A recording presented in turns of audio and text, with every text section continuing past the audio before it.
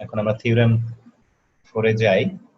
Theorem 4 আগে টাইটেলটা আমরা পড়ি, বাংলায় আর বুঝাই এই দিতে হবে।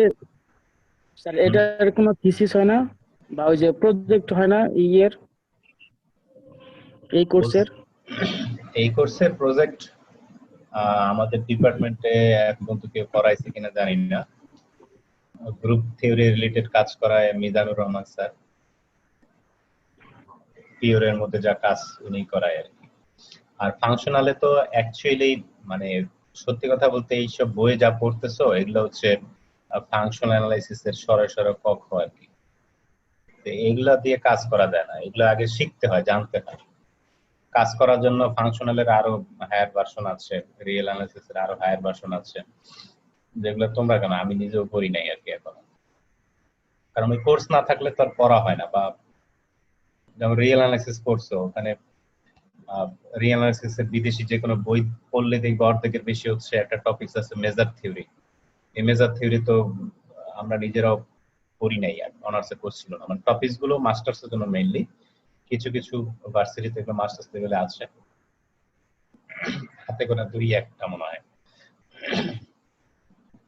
তো এগুলো না শিখে ফাংশনাল কাজ করানো এগুলা খুবই টাফ আর কি রিয়েল অ্যানালাইসিসের মধ্যে। বা এই ফাংশনাল বলো, টপোলজি বলো, এগুলো সব এলিমেন্টারি লেভেলের পড়াশোনা শিখতেছো আর কি। কাজ করার জন্য আরো হায়ার লেভেলের এগুলো তুমি শিখতে হবে। তো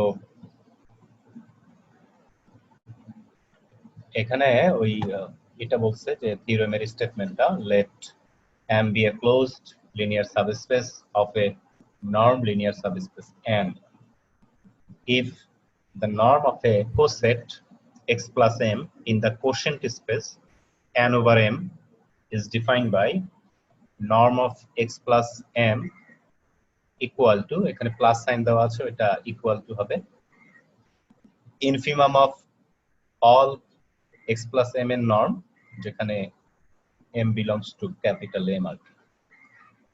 তো থিওরেম এটা বুঝাইতে গেলে 2 ক্লাস লাগতেও পারে, ঠিক নাই, তো যতটুকু আজকে বুঝাইতে পারি আর কি। তো প্রথম থেকে খেয়াল করো, প্রথমে একটা নর্ম লিনিয়ার স্পেস M, যেটা আমাদের স্বাভাবিকভাবে সব প্রবলেমে এরকম একটা করে দেওয়া থাকবে। এখন n এর একটা ক্লোজড লিনিয়ার সাবস্পেস হচ্ছে ক্যাপিটাল M। তো এখন ক্লোজ তো গত ক্লাসে বুঝাইছি, ক্লোজ সাবস্পেস তো সবাই বুঝো নাকি? না বুঝলে কিন্তু আবার বুঝাইতে হবে। মনে আছে গত 2 ক্লাসে পড়া? স্যার এটা ক্লোজ বুঝতে পারছি। M হচ্ছে ক্লোজ, ঠিক আছে? কার মধ্যে? n এর মধ্যে ক্লোজড, ক্লোজ সাবস্পেস। এরপরে নতুন টার্ম না, এগুলো তোমরা গ্রুপ থিওরিতে পড়েছো, কোসেট, লেফট কোসেট, রাইট কোসেট, মনে পড়ে এগুলো? কোসেট কি মনে পড়ে? তোমাদের মিজানুর রহমান স্যার হয়তো পড়িয়েছেন, রিয়েল অ্যানালিসিস হালকা হয়তো পড়তে পারো। জি স্যার, স্যার পড়াইছিল কিন্তু মনে নাই মনে হয় স্যার। এই কেউ যদি বলে যে আমি এবিসিডি ভুলে গেছি, তো বই পড়বে কিভাবে? তবে স্যার পড়াইছিল, স্যার নাম মনে আছে, নাম মানে নাম পরিচিত আর কি। আচ্ছা, কোসেট হচ্ছে যে সেটের সাথে, সেটের প্রত্যেকটা এলিমেন্টের সাথে আমি একটা এলিমেন্ট যোগ করব বা বিয়োগ করব বা গুণ করব। কারণ গ্রুপ থিওরিতে সবসময় তো অপারেটর যোগ হয় না বা বিয়োগ হয় না, গুণও হয় অনেক সময়। পড়ছো নিশ্চয়ই, গ্রুপ বা রিং এর সময় তোমরা পড়েছো। জি স্যার পড়ছি, বাইনারি, পড়ছি আর যোগ করছি স্যার। বাইনারি অপারেটর, তাই না? বাইনারি জি স্যার। অপারেটরটা গ্রুপের ক্ষেত্রে যোগও হতে পারে, গুণও হতে পারে। আর রিং এর বেলায় দুইটা অপারেটর হতে হবে, একটা যোগ হইতে হবে আর একটা গুণ হইতে হবে, নাকি? এই গুণ কিন্তু আবার ভেক্টর স্পেসের গুণ থেকে আলাদা, কারণ ভেক্টর স্পেসের গুণটা ছিল তোমার স্কেলার দিয়ে ভেক্টরকে গুণ, আর রিং এর মধ্যে বা গ্রুপের মধ্যে যে গুণটা ছিল সেটা হচ্ছে ওই রিং বা গ্রুপের মেম্বারদের সাথে মেম্বারদের গুণ। এই পার্থক্যটা সবসময় খেয়াল রাখবা। এই পার্থক্যটা বুঝছো সবাই? কি বলছি যে গুণের পার্থক্যটা? স্যার আবার একটু বলেন। আমরা যে ভেক্টর স্পেসে গুণ ডিফাইন করি ওটা হচ্ছে স্কেলার গুণ, মানে একটা স্কেলার দিয়ে আমরা সেটের যে ভেক্টর থাকে তাকে গুণ করি। আর গ্রুপের মধ্যে বা রিং এর মধ্যে যে গুণটা হয় সেটা ওই সেটের মেম্বারদের সাথে মেম্বারদের গুণ হয়। এটা বুঝছো কিনা? জি স্যার বুঝতে পারছি। বুঝতে পারছো? একটা স্কেলার গুণ আর জি একটা স্যার। হচ্ছে মেম্বারদের সাথে মেম্বারদের গুণ। তো এটা অনেক সময় ভাই ভাই আমি থাকলে এই কোয়েশ্চেনটা জিজ্ঞেস করি আর কি। এটা যাতে মাথায় রাখো আর কি, যে দুই জায়গার গুণ কিন্তু দুই রকম। এই জায়গায় কিন্তু ভেক্টর স্পেস আর তোমার রিং এর পার্থক্য, অন্য কয়েকটা পার্থক্যের একটা পার্থক্য। এখন এই যে ধরো এই যে আমরা এখানে দেখতে পাচ্ছ স্ক্রিনে যে x প্লাস m লেখা,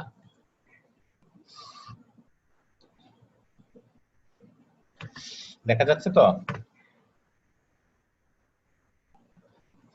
জি স্যার দেখা যাচ্ছে।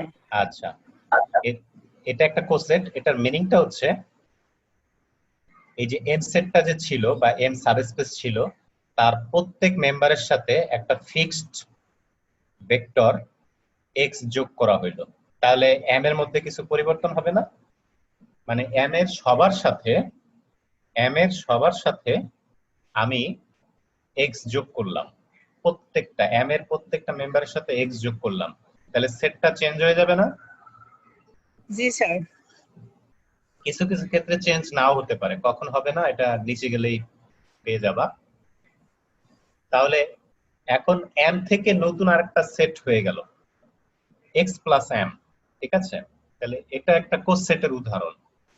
এই একই উদাহরণ তোমরা গ্রুপ থ্রিতে পড়ছে গুণ দিয়ে, যদি এক্স এম এর প্রত্যেক মেম্বারকে আমি এক্স দিয়ে গুণ করতাম তখন একটা কোসেট হতো। আবার এই গুণ ডানে হতে পারে বামে হতে পারে, এটার উপরে রেড কোসেট, জি স্যার। ওই যে লেফট কোসেট রাইট কোসেট ডিফাইন হয় আর কি। জি স্যার।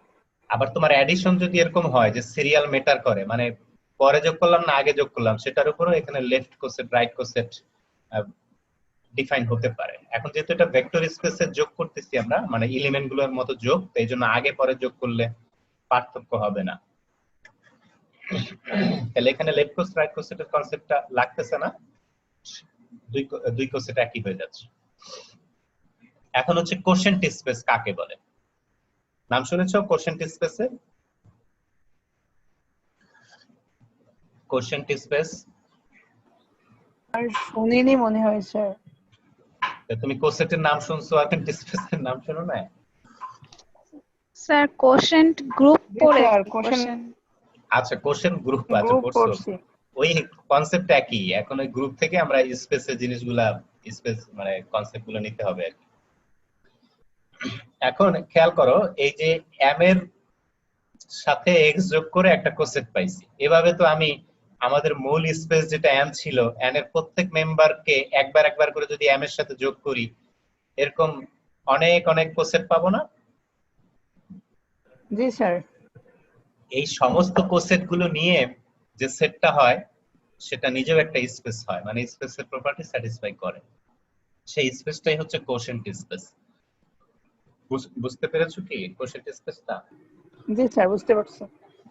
মানে কোসেট নিয়ে একটা সেট, সেটা ভেক্টর স্পেসের 10 প্রপার্টি স্যাটিসফাই করবে যদি তুমি সুইটেবল স্কেলার মাল্টিপ্লিকেশন আর হচ্ছে তুমি ভেক্টর এডিশন ডিফাইন করে দিতে পারো, তাহলে সেটা একটা স্পেস হবে, সেটাকে কোশেন্ট স্পেস বলে। এবং এই ক্ষেত্রে কোশেন্ট স্পেসটা হচ্ছে n ওভার m, এটা কিন্তু বাই না বা ভাগ চিহ্ন না, ওভার করতে হয়, n ওভার m। মানে হচ্ছে স্যার আমরা মিজান স্যার ওখানে পড়ছি স্যার, মডুলো হিসেবে পড়ছি মনে হয় স্যার। না, মডুলো এটা একটু আলাদা, মানে কিছু ক্ষেত্রে মিল আছে কিন্তু মডুলো স্পেস একটু পার্থক্য আছে আর কি। মডুলো তো তোমার ভাগ দিয়ে করা লাগে আর কি, যে ওই যে ভাগশেষ যেটা থাকে জি স্যার। জি স্যার। সেটা সেটা অন্য জিনিস। এখানে হচ্ছে কোসেট নিয়ে, কোসেট স্পেস মানে হচ্ছে কোসেট নিয়ে আর কি। তো আচ্ছা, n ওভার m তার মানে তোমাকে যে কোসেট গুলো হবে তার মূল বেসিস মানে মূল যে এই যে সেটটার সাথে তুমি যোগ করবা সেটা হচ্ছে এই যে m, আর যার থেকে প্রত্যেকবার মেম্বার নিয়ে সেটের সাথে যোগ করবা সেটা হচ্ছে n। তাহলে n ওভার m, n থেকে মেম্বার নিয়ে যোগ করতে হবে m এর ফুল সেটের সাথে। এখন এখানে যে ওই যে লাইনটা আছে আগে বলছি, এখানে একটা প্লাস চিহ্ন দেখতে পাচ্ছ, এটা অ্যাকচুয়ালি ইকুয়াল টু সাইন হবে। এটা একটু খাতায় লিখে রাখতে পারো বা মনে রাখলেই চলবে, পড়ার সময় বুঝবা যে এখানে তো এটা প্লাস না আসলে। তো এখানে আমরা নর্ম ডিফাইন করলাম। নর্ম মানে হচ্ছে ওই যে কোসেট নিয়ে যে একটা স্পেস হয়, সেখানে আমি নর্ম ডিফাইন করলাম। যদি নর্ম ডিফাইন করা ঠিক থাকে তখন আমি নর্ম স্পেস দাবি করতে পারবো, পরবর্তীতে সেটা বানাক স্পেস প্রমাণ ক্ষেত্রে আমরা যাবো আর কি। তাহলে দেখো ইকুয়াল টু হচ্ছে infimum of all norm of x plus n, যেখানে এই যে small n belongs to capital M, এখানে এই সুপ্রিমাম না নিয়ে ইনফিমাম নেওয়া হয়েছে, এখানে একটু কেয়ারফুল থাকবো আর কি। তো নর্মটা কিভাবে ডিফাইন করা আছে ওটা একটু বুঝাই। এতে থিওরেমের 3 লাইন বুঝাইতে গিয়ে 22 মিনিট চলে গেছে আর কি। স্যার ছোট হাতের এমটা তো নাই স্যার ওখানে, তাহলে m belongs to m। না না, আছে আছে আছে। আচ্ছা এই যে সরি, এখানে আচ্ছা এখানে একটা ভুল আছে। এই যে ক্যাপিটাল এমটা দেখতেছো, এটা হবে স্মল এম। এই যে এটা জি স্যার তাহলে ঠিক আছে। এটা স্মল এম হবে আর এটা প্লাস হবে। এটা মিনিংটা হচ্ছে ওই যে আমি এই ক্যাপিটাল এম এর ভিতরে যারা আছে প্রত্যেকের সাথে ইন্ডিভিজুয়ালি এক্স যোগ করতেছিলাম, ঠিক আছে? তাই ইন্ডিভিজুয়ালি প্রত্যেকবার যে যোগ করতেছিলাম, যোগ করার পরে সবার যদি আলাদা আলাদা নর্ম নেই, কারণ সেই নর্ম তো ডিফাইন করা যাবে, কারণ ওই যে এন এর মধ্যে আগে থেকে নর্ম আছে, সেই নর্মের সাপেক্ষে আমরা যদি এই যে x প্লাস m সেটের ভিতরে যারা আছে তাদের নর্ম নেই, সেই নর্মের মধ্যে সবচেয়ে ছোটটা বা ইনফিমামটা নেই, সেটাকে বলতেছি আমরা সেই কোসেটের নর্ম। তাহলে কোসেটের নর্ম ডিফাইনটা কি বুঝতে পারছো কিভাবে এটা ডিফাইন করব? তার মানে বড় হাতের এমটা স্যার ছোট হাতের এম হবে আর প্লাসটা প্লাসই থাকবে। আরে লাইন তো এটা টাইপিং মিস্টেক, সেটা বললি নাই, বলতেছি যে এর ডেফিনেশনটা বুঝতে পারছো কিনা। জি স্যার সেটা বুঝছি। আমাদের x আমরা যে m এর সাথে যোগ করতেছিলাম, প্রত্যেকের সাথে m এর ক্যাপিটাল m এর প্রত্যেক মেম্বারের সাথে একবার করে x যোগ করতেছি। যোগ করার সাথে সাথে ধরো নর্ম হিসাব করতেছি ইন্ডিভিজুয়াল প্রত্যেকবার যোগফলের। তাহলে যোগ এই যে সবগুলো নর্ম পাইলাম, তাদের ইনফিমামটা সেটাই হচ্ছে আমাদের কোসেটের নর্ম। তার মানে কোসেটের নর্মটা হচ্ছে ভিতরে যে মেম্বার আছে তাদের সর্বনিম্নটা বা ইনফিমামটা আমরা নিচ্ছি আর কি। ক্লিয়ার? Definition clear? বুঝতে পারছো? জি স্যার জি স্যার। এখন এই নর্ম যে ডিফাইন করলাম, এখন আমি দাবি করতেছি এই যে n ওভার m যে আমাদের কোশেন্ট স্পেস আছে, সেটা নর্ম লিনিয়ার স্পেস হবে। তার মানে আমাদের নর্ম যে ডিফাইন করলাম, ডিফাইন করলেই তো হবে না, সেটা তো নর্ম হওয়ার প্রপার্টি স্যাটিসফাই করতে হবে।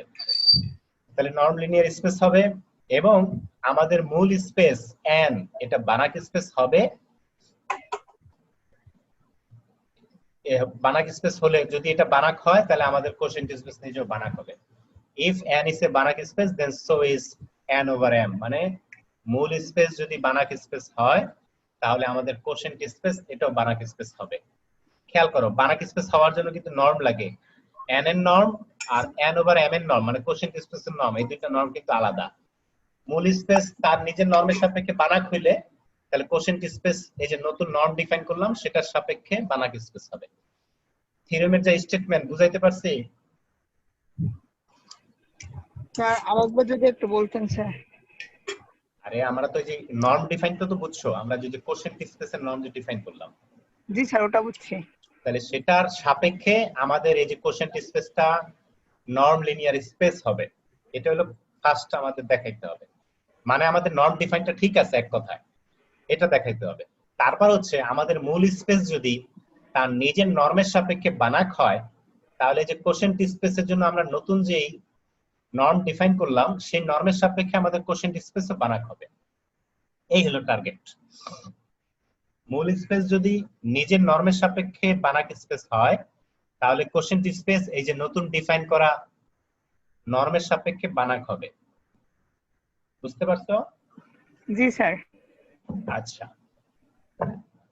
তো প্রুফের ক্ষেত্রে আমাদের প্রথম যেটা কোশ্চেন আসবে, আমরা যে কোশেন্ট স্পেস বলতেছি নামই দিয়ে দিলাম স্পেস, এটা স্পেস হওয়ার কিন্তু 10টা প্রপার্টি কিন্তু লাগবে।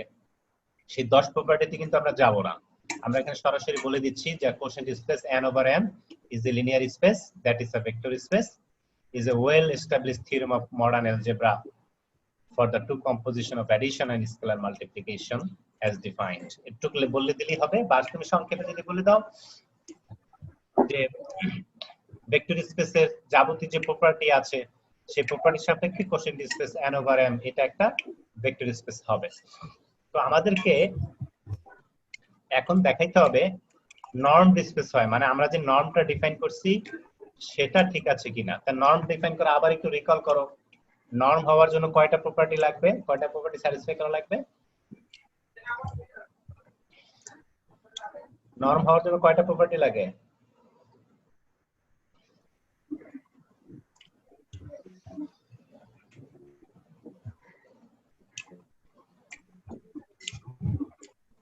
শুনতে পাচ্ছ? জি স্যার, নর্ম হওয়ার জন্য আপনাকে শোনা যায় এখন। আচ্ছা, নর্ম হওয়ার জন্য 4টা প্রপার্টি লাগবে। 4টা প্রপার্টি এগুলা কিছুদিন পর এমনি মুখস্থ হয়ে যাবে। প্রথমটা হচ্ছে নন নেগেটিভ প্রপার্টি, পরেরটা হচ্ছে জিরো প্রপার্টি, এর পরেরটা হচ্ছে স্কেলার মাল্টিপ্লিকেশন প্রপার্টি, তারপর একটা হবে ট্রায়াঙ্গুলার ইনইকুয়ালিটি। মনে আছে তো 4টা? ইনইকুয়ালিটি। এই 4টা। তাহলে প্রথমের কথা হচ্ছে আমাদের স্যার ওখানে যে বলে দিল যে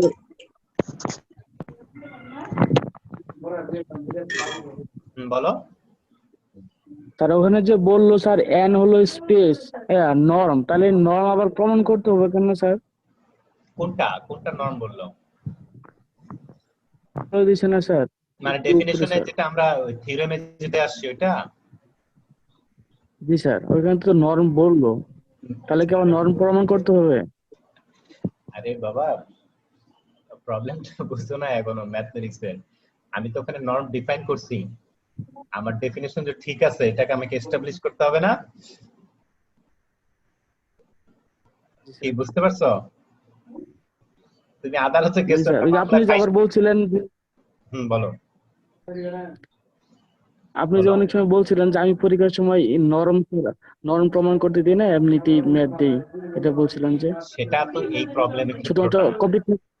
ওগুলা তো হচ্ছে তোমার ওই কি বলে ছোট ছোট অঙ্কের ক্ষেত্রে যেটা, কিন্তু এটা তো একটা ওদের থিওরেমে। কি লেখা থাকে তাহলে স্যার? এখানে তোমাকে নর্ম দেখাইতে হবে, কারণ এখানে ওইভাবে এই থিওরেম যেরকম লেখা দেখতো সেরকমই থাকবে, জাস্ট অ্যাজ ইউজুয়াল তোমাকে বইয়ে যেভাবে আছে এইভাবে নোট ডাউন করে তুমি করে যাবে আর কি। এখন যেটার মধ্যে আসি যে নর্ম ডিফাইনের প্রথম কথা যেটা নন নেগেটিভ হইতে হবে। এখন আমাদের ফার্স্ট এক্সাম যেটা আমরা দেখাচ্ছি যে আমাদের মূল স্পেস যেটা n ছিল সেখানে নর্ম ডিফাইন করা আছে, তার সেখানে যদি আমরা x চুজ করি তার নর্ম নেই, তাহলে এটা গ্রেটার অর ইকুয়াল 0 হবে, এটা বাই ডিফল্ট কথা।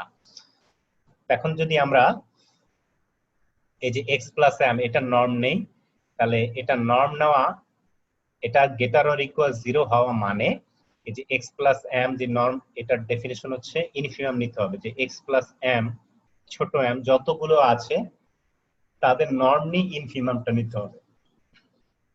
তাহলে আমরা এখান থেকে খেয়াল করো, এই যে এখান থেকে যে নর্ম গুলো আমরা হিসাব করবো এগুলো তো সবগুলো নন নেগেটিভ, তাহলে কিছু নন নেগেটিভ অনেক নন নেগেটিভ নাম্বার আমরা চুজ করলাম, সেখান থেকে যদি ইনফিমামটা নেই সেটাও নন নেগেটিভ হবে। কথা বুঝছো কিনা? আমরা অনেকগুলো নন নেগেটিভ নাম্বারের ইনফিমাম নিলাম, সেটাও তো নন নেগেটিভ হবে নাকি?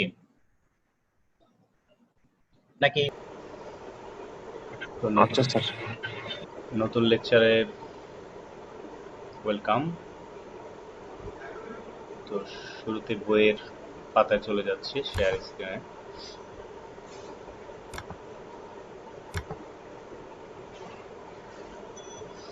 গত ক্লাসে আমরা থিওরেম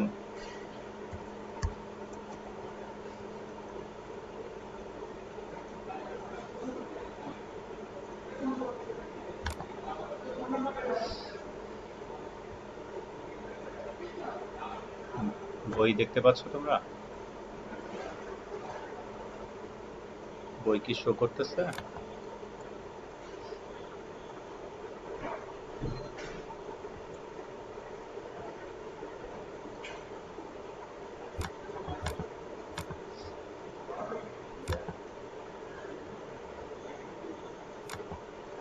তোমরা বই দেখতে পাচ্ছ?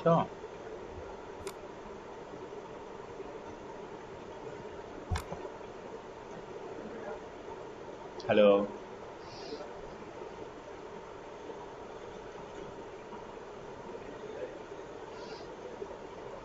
শুনতে পাচ্ছ তোমরা?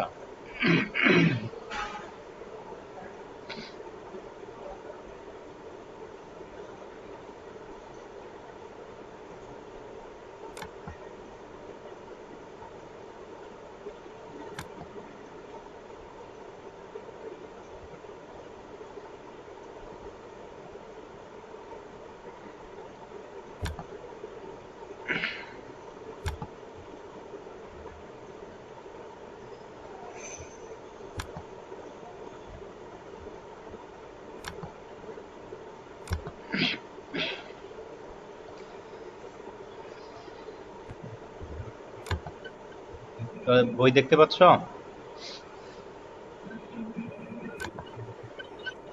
জি স্যার, দেখা যাচ্ছে স্যার। আচ্ছা, থিওরেম 4 গত ক্লাসে আমরা এটার বিশদ ব্যাখ্যা আলোচনা করেছি যে এম একটা ক্লোজ লিনিয়ার সাবস্পেস, এটা একটা মূল স্পেস হচ্ছে এম। তো এই এম এর উপরে এক্স এর মানে আমাদের এন এর প্রত্যেক এলিমেন্ট নিয়ে এক একটা যদি কোসেট নেই, সবগুলো কোসেট মিলে একটা স্পেস হয়, সেটাকে কোশেন্ট স্পেস বলে। কোশেন্ট স্পেস গত ক্লাসে তোমাদেরকে বুঝিয়েছি। তো সেই স্পেসে আমি একটা নর্ম ডিফাইন করলাম যে এক্স প্লাস এম প্রত্যেকটা এলিমেন্টের নর্মের যে ইনফিমাম সেটাকে নিয়ে আমি এক একটা কোসেটের নর্ম ডিফাইন করলাম। তাই নতুন নর্মের সাপেক্ষে এই যে আমাদের কোশেন্ট স্পেস, সেটা বানাক হবে যদি মূল স্পেসটা তার নিজের নর্মের সাপেক্ষে বানাক হয়।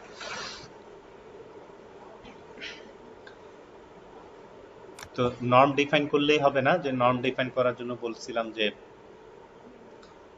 নর্মের প্রপার্টি গুলো স্যাটিসফাই করতে হবে। তোমরা শুনতে পাচ্ছ?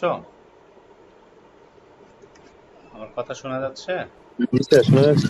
আচ্ছা, স্যার কথা শোনা যায়, কিন্তু স্যার আপনি আগে না স্ক্রিন রেকর্ড করতেন, ওইটা করবেন না? স্ক্রিন রেকর্ড তো করতেছি। স্যার ওইখানে আমার জুমে হইতেছে মনে হয়। স্ক্রিন রেকর্ড হলে তো স্যার রেকর্ড কথাটা উঠে না, এখন তো মানে জুমেই হইতেছে। জুমেও স্যার করতেছি। জুমের রেকর্ডটা ভালো না, ওরা যখন করে মানে নেটওয়ার্কের প্রবলেম থাকলে ওই রেকর্ডের মধ্যেও প্রবলেম থাকে, মানে কথাগুলো ক্লিয়ার হয় না। জানি। এখন আজকে আপনার কথাগুলো হচ্ছে মানে আনক্লিয়ার, তো ভিডিও দিলেও আনক্লিয়ারই থাকবে। না, আমি ওই যে ল্যাপটপেই স্ক্রিন রেকর্ডিং করতেছি আর কি।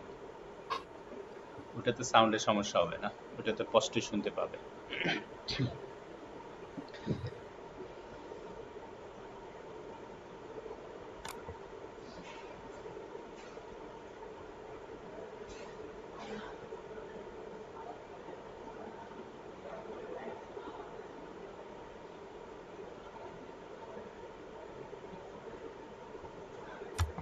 বারবার ডিসকানেক্ট হয়ে যাচ্ছে।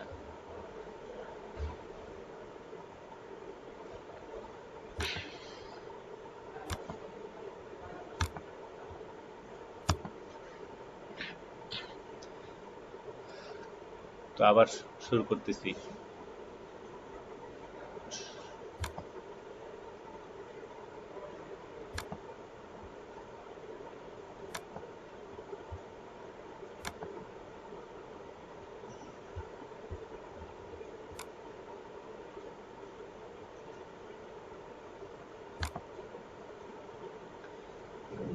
শুনতে পাচ্ছ?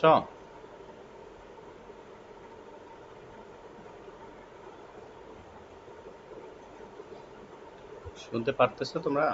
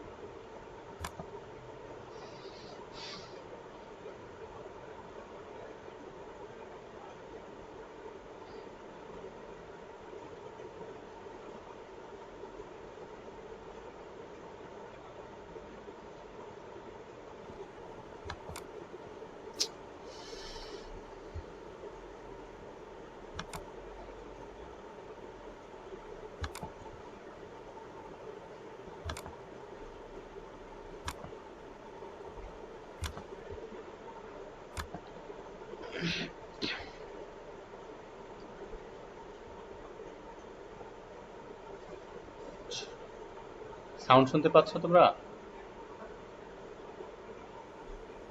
জি স্যার। আচ্ছা জি স্যার, শুনতে পাচ্ছি। আচ্ছা, যেটা বলতেছিলাম যে নর্ম যে ডিফাইন করা হলো, এখন নর্মের চারটা। আপনি স্যার ভিডিওটা স্যার অফ করে রাখেন, তাইলে হবে স্যার। ভিডিও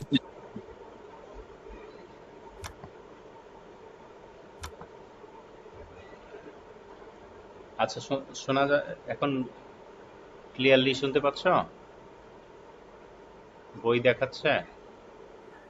জি স্যার, কিন্তু মাঝে মাঝে একদম শোনা যায় না। এখন ঠিক আছে স্যার। আচ্ছা, আমার ভিডিও অফ করে দিলাম আর কি, সমস্যা নাই। তো বই দেখতে পেলে হবে আর কি আপাতত। তো যেটা বলতেছিলাম যে নর্ম আমরা ডিফাইন করলাম। এখন নর্ম ডিফাইন করতে হলে যে চারটা প্রপার্টি আছে সেটা স্যাটিসফাই যে করে সেটা আমাকে দেখাইতে হবে, কারণ নিজের ইচ্ছা মতো নর্ম ডিফাইন করলে হয় না, সেটা যে নর্মের প্রপার্টি স্যাটিসফাই করবে এটা তোমাকে ক্ল্যারিফাই করতে হবে, মানে বাস্তবায়ন করে দেখাইতে হবে যে আসলে সেটা নর্মের প্রপার্টি স্যাটিসফাই করে। তো আমরা যে ডেফিনেশন অনুযায়ী, যে মূল ডেফিনেশন আমাদের এখানে ছিল যে প্রত্যেকটা কোসেটের নর্ম আমরা এক্স প্লাস এম এর নর্ম এটা নিচ্ছিলাম, যেই এক্স এর সাথে আমি আমার সাবস্পেস এম এর প্রত্যেকটি এলিমেন্টের নর্ম নিচ্ছি, তারপর তার ইনফিমামটা নিচ্ছি। তাহলে অবভিয়াসলি এই যে এক্স প্লাস এম এর এখানে যে নর্মগুলো হিসাব হচ্ছে এগুলো নন নেগেটিভ, তাদের ইনফিমামও নন নেগেটিভ হবে, এটা ব্যর্থ হওয়ার কোনো কারণ নাই। তো সেই সেন্সে আমরা আমাদের যে কোসেটের নর্ম আছে সেটা নন নেগেটিভ হবে। তার নন নেগেটিভ এর প্রপার্টি আমরা পেয়ে গেলাম।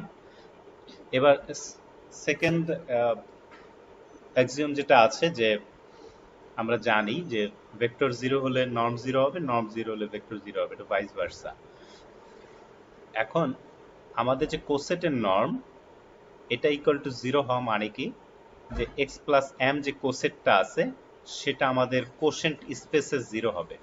এখানে একটু তোমাদের একটু রেসপন্স করতে হবে, কারণ এখানে বুঝার অনেক জিনিস আছে, যে বুঝো কিনা। যে আমাদের যে কোশেন্ট স্পেস সেটার জিরো এলিমেন্ট সেটা কিন্তু এম নিজেই, এই জায়গাটা বুঝছো কিনা এটা একটু ক্লিয়ার হও, নাহলে সামনে আগানো একটু মুশকিল হবে। যারা শুনতেছো বুঝতেছো কিনা? জি স্যার, আমরা পড়ছিলাম m প্লাস 0, তো আলটিমেটলি mই থাকবে। না, এম প্লাস জিরো এটা তো অনেকটা মুখস্থ বললা, কেন কোশেন্ট স্পেসে জিরো এম হচ্ছে এটা একটু শর্টকাটে কে বুঝাইতে পারবা? জিরোর প্রপার্টি দিয়ে, জিরোর তো একটা প্রপার্টি আছে তাই না? জি স্যার, ওটা প্রমাণ করছিলাম। এখন sir 0 plus A equal to A plus 0 equal to 0 মানে এ। হ্যাঁ, তাহলে কি হবে? তাহলে স্যার মানে এটা এই প্রপার্টিটা স্যার এই অনুসারে হবে আর কি স্যার। এখন কিরকম সেটা ডেফিনেশন তো বললা, মানে শর্টকাটে বলা যায় না এটা জিরো এলিমেন্ট কেন এম হচ্ছে?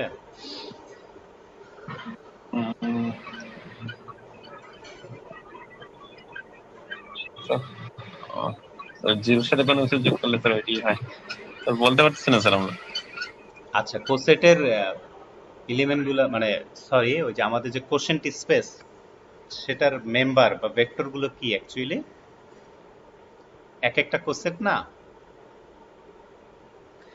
স্যার তো এম নিজেও কিন্তু একটা কোসেট। কিভাবে? কারণ এম এর সাথে যদি আমরা মূল ভেক্টরের জিরো এলিমেন্টটা, মূল ভেক্টর স্পেসের জিরো এলিমেন্টটা যোগ করি, তাহলে আমাদের সেই কোসেটই থাকতেছে, এমই থাকতেছে, কোনো চেঞ্জ হচ্ছে না। তো এম নিজেও একটা কোসেট। এখন আমাদের কোশেন্ট স্পেসের মেম্বার সেগুলো কিন্তু এক একটা কোসেট। জিরো এলিমেন্টের ডেফিনেশন কি, যে আমি যদি ভেক্টর স্পেসের যে কোনো এলিমেন্টকে জিরো ভেক্টরের সাথে যোগ করি তাহলে যাকে যোগ করতেছি সেটাই পাচ্ছি, এবং এটা ডান পাশ দিয়ে যোগ করি বাম পাশ দিয়ে যোগ করি কোনো ডিফারেন্স হয় না, তাই না? স্যার এই যে আইডেন্টিটি বলি, আইডেন্টিটি হ্যাঁ, এলিমেন্ট, আইডেন্টিটি এলিমেন্ট আর কি, identity element of addition. Addition, হ্যাঁ এডিশন, আইডেন্টি হ্যাঁ। Of addition. আর মাল্টিপ্লিকেশন হলে 1। এখন এখানে তো আর ভেক্টর স্পেসে আমরা যোগ ডিফাইন করে দিছি, ওখানে আবার ওই গ্রুপ থিওরির সাথে একটু পার্থক্য আছে। অ্যাডিশন মাল্টিপ্লিকেশন এগুলো কিন্তু গ্রুপের জন্য বা রিং এর জন্য বলে। ভেক্টরে তো একটাই আছে, মানে ভেক্টরের সাথে ভেক্টর এর অপারেশন একটাই, সেটা হচ্ছে যোগ। ভেক্টর অ্যাডিশন যেটা, আর গুণেরটা সেটা তো স্কেলার দিয়ে গুণ, সেটা ভেক্টর তো গুণ না। তো এখন যেটা কথা হচ্ছে, খেয়াল করো, আমি যে কোনো কোসেটকে এম কোসেটের সাথে মিলাই দিলাম, তাহলে কি আগের কোসেটটাই থাকবে না? এই জিনিসটা কি বুঝতে পারতেছো? এই কথাটা কি বুঝছো? আমি কোসেট স্পেস থেকে যে কোনো একটা কোসেট নিলাম। জি স্যার। হ্যাঁ, কোসেটটা কিরকম, এক একটা কোসেটের টাইপ কেমন ছিল, যে আমার মূল স্পেস এন থেকে আমি এক্স নিচ্ছি, সেই এক্সটাকে এম এর সবার সাথে যোগ করতেছি, তখনই তো একটা কোসেট হচ্ছে, তাই না? তো জি স্যার। একটা কোসেটের সাথে আরেকটা কোসেট যোগ, এইভাবে চিন্তা করো, মানে দুইটা সেটটা ইউনিয়ন। এখানে যোগ বলতে তোমাকে ইউনিয়ন বুঝে নিতে হবে, যে এক্স প্লাস এম একটা কোসেট ছিল, সেটার সাথে আরেকটা কোসেট এম, দুইটাকে একসাথে মিলাই দিলাম, তাহলে কি আগের কোসেটটাই থাকবে না? জি স্যার, আগের কোসেটটাই থাকলো স্যার, মানে বড়টা থাকলো আর কি স্যার। কথা কি বুঝতে পারছো? কেন কেন আগেরটাই থাকতেছে সেটা কি মানে ফিল করতে পারতেছো কেন আগেরটা থাকতেছে? জি স্যার, মানে কমন জিনিস তো, মানে কমন আনকমন সবকিছু যদি মনে করেন যে ইউনিয়নে থাকে। হচ্ছে এক্স প্লাস এম, এখানে তো এম এর জিনিসপত্র আগে থেকে আছে, তাই না? তো নতুন করে যদি এম এর জিনিসপত্র আবার অ্যাড করি, তো ইউনিয়ন আসলে নতুন কেউ কিছু বাড়বে না, ঠিক কিনা? জি স্যার। বুঝতে পারছো? তাহলে এখানে ওই যে আমাদের ক্যাপিটাল এম যেটা মূল সাবস্পেস ছিল, সেটাই কোশেন্ট স্পেস 0। তাহলে এখানে যেটা এই যে কেস 1 এ যেটা বললো যে x প্লাস এম, এই কোশেন্টটা 0 হওয়া মানে মানে এম নিজেই, ক্যাপিটাল এম নিজেই।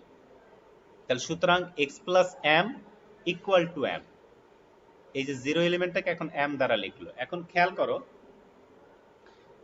একটা ভেক্টর স্পেসের মধ্যে যদি তার এলিমেন্ট দিয়েই আমি আবার কোসেট বানাই, মানে নিজের এলিমেন্ট দিয়ে যদি সবার সাথে যোগ করি, তাহলে ওই সেটের মধ্যে কি মানে সাবস্পেসের মধ্যে কি কোনো পরিবর্তন হওয়ার চান্স আছে? একটা সাবস্পেসের, একটু কেয়ারফুলি শোনো, একটা সাবস্পেস আছে, সেই সাবস্পেসের একটা এলিমেন্ট চুজ করলাম, সেই এলিমেন্টটা সাবস্পেসের সবার সাথে যোগ করে দিলাম, তাহলে সাবস্পেসের মধ্যে কি পরিবর্তন হওয়ার সুযোগ আছে?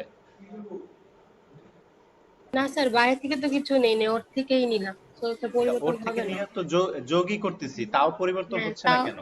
কেন পরিবর্তন হচ্ছে না? পরিবর্তনটা হচ্ছে না কেন? এটা উত্তর বলো।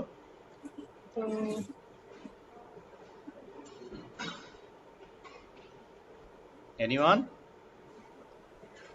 একটা সাবস্পেসের নিজের এলিমেন্টই যদি ওই সেটের সাথে যোগ সবার সাথে যোগ করে দেই, তো সাবস্পেসটার মধ্যে পরিবর্তন হবে না, কেন হবে না? এই উত্তরটা চাই। কোশ্চেনটা যদি আরেকবার একটু মানে মানে ইয়ে করে করতেন স্যার, সহজ করে স্যার। আচ্ছা, মনে করো যে রিয়েল নাম্বারের সেট, তাই না? মাইনাস ইনফিনিটি থেকে ইনফিনিটি। এখন ওই প্রত্যেকটা বাস্তব সংখ্যার সাথে আমি এক যোগ করে দিলাম, এখন রিয়েল নাম্বারের সেট চেঞ্জ হবে নাকি চেঞ্জ হবে না? চেঞ্জ হবে না স্যার। কেন হচ্ছে না? মানে স্যার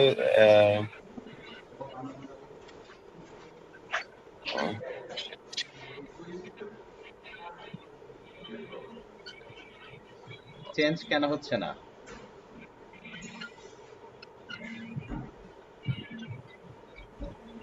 স্যার এটা তো সবচেয়ে বড় একটা সেট, মানে এই সেটের বাইরে তো স্যার মানে নাই এখন আপাতত। আচ্ছা, সেটা ঠিক আছে, সবচেয়ে বড় সেট বুঝলাম। এখন মনে করো সমস্ত মূলদ সংখ্যার সেট কিউ, হ্যাঁ, তো সবার সাথে এক যোগ করে দিলাম, এখন কি কিউ চেঞ্জ হবে কি হবে না? স্যার আপনার কথা কেটে কেটে আসছে। স্যার আপনার কথা বুঝিনি স্যার, প্রশ্নটা মূলদ সংখ্যার সেট বললে কি বলছেন স্যার, বুঝিনি মূলদ স্যার। সংখ্যার সেট চিন্তা করো, কিউ। জি স্যার। হ্যাঁ, এখন কিউ এর সবার সাথে এক যোগ করে দিলাম, জি স্যার। সেটটা কি চেঞ্জ হবে কি হবে না? হবে না স্যার, কারণ স্যার চেঞ্জ হবে? স্যার হবে না তো, মূলত সংখ্যাই থাকবে। কেন চেঞ্জ হচ্ছে না এটার উত্তর চাই, তাহলে বুঝবা এখানে কি। হ্যালো। হ্যাঁ, বলতেছি যে না স্যার হবে না। কেন হবে না সেটা উত্তর বলো। আর ওয়ান তো আগে কিউ সেটের মধ্যে ছিল। সেটা স্যার আমরা বলতে পারি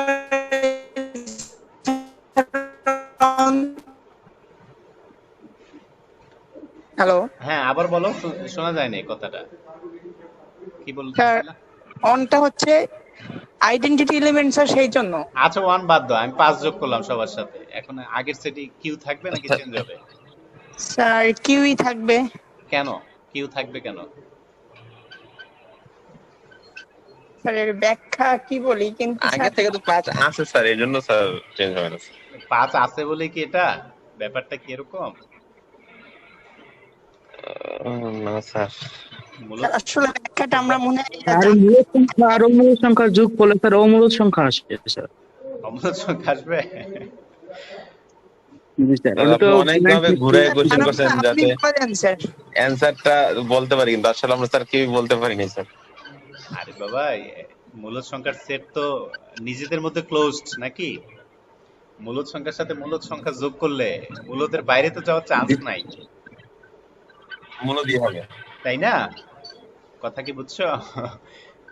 ক্লোজ স্ট্যান্ডার্ড এডিশন এইরকম টার্ম পড়ছো না, যে ক্লোজ স্ট্যান্ডার্ড এডিশন? জি স্যার, জি স্যার, জি স্যার, পড়ছি স্যার।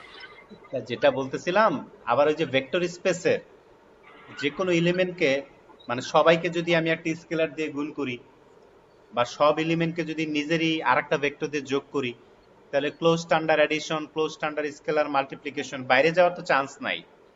কি বুঝতে পারতেছো এই কথাটা? জি কি স্যার। বুঝছো? তাহলে এই যে লাইনটা এখন কার্সর যেখানে ধরছি, খেয়াল করো, বই দেখতে পাচ্ছ নিশ্চয়ই। বলতেছে যে x প্লাস m, মানে m এর প্রত্যেক এলিমেন্টের সাথে x যোগ করে যদি m ই পাই, তাহলে তুমি গ্যারান্টিড বলতে পারবা এই যে আমি x যে যোগ করতেছি সেটা m এরই একটা এলিমেন্ট। এটা আইডেন্টিটি? আইডেন্টিটি না, হ্যাঁ, মানে m এরই একটা এলিমেন্ট। m এরই একটা এলিমেন্ট, কারণ m এর বুঝছি স্যার। m এর m এর একটা একটা এলিমেন্ট যদি x হয়, এই কারণে তো m এর মধ্যে কোনো চেঞ্জ হচ্ছে না, কারণ ও তো সাবস্পেস। সাবস্পেস কি ক্লোজড হবে না? নিজেদের এলিমেন্টের মধ্যে নিজে তো ক্লোজড হবে। হ্যাঁ হ্যাঁ। এখানে তো আমাদের বড় স্পেস হচ্ছে n, m কিন্তু বড় না, m হচ্ছে সাবস্পেস। তো সাবস্পেস হইতে হলো সে নিজে তো একটা স্পেস। সাবস্পেসের একটা প্রপার্টি হচ্ছে সেটা স্কেলার গুণ করলে নিজেদের মধ্যে ওর ভিতরেই থাকবে, আবার যদি নিজের একটা ভেক্টর নিজেদের সাথে যোগ করি ওর ভিতরেই থাকবে। এটা তো ভেক্টর স্পেসের মেইন দুইটা প্রপার্টি নাকি? কথা বুঝছো?